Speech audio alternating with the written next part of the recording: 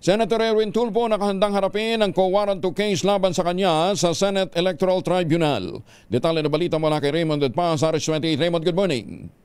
Nagpahayag ng kahandaan si Senador Erwin Tulfo na harapin ang co-warrant to case laban sa kanya na inihain sa Senate Electoral Tribunal o SET.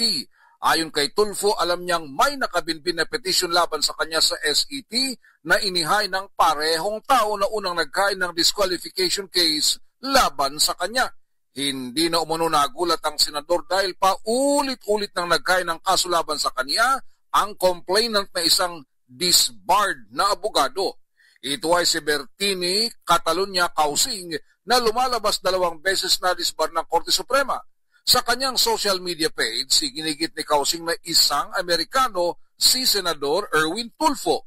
Nag-fundraising pa ito para lang may magasto sa pagkain ng co-warrant to petition laban kay Senador Erwin noong July 15, 2025. Sabi ni Senador Erwin Tulfo, ilang beses nang nagkain ng petition laban sa kanya si Causing at lahat na-dismiss.